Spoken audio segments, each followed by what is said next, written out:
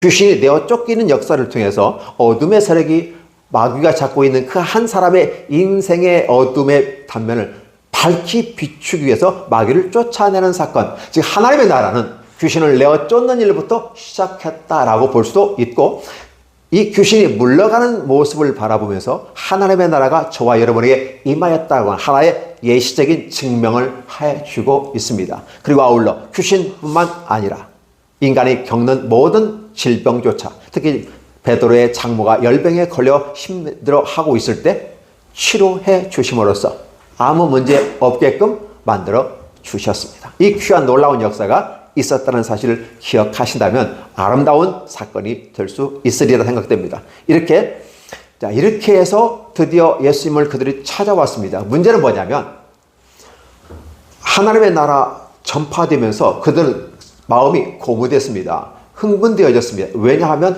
귀신이 쫓겨나가는 역사를 보았고, 병든 자가 살아나는 것을 보았고, 그렇죠?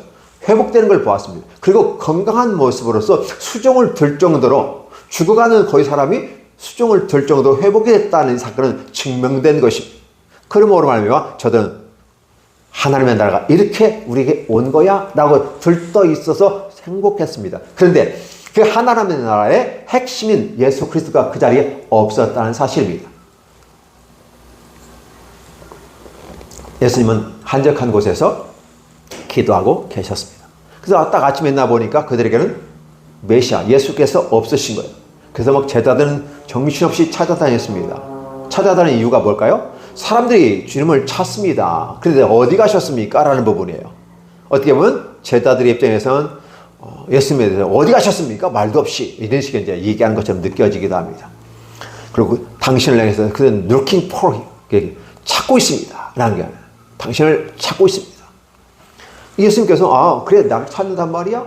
그래 이제 사람들이 비로소 나를 알아주기 시작했구나. 이렇게 하실 것 같은데 전혀 다른 말을 합니다. 동문서답을 하는 것이죠.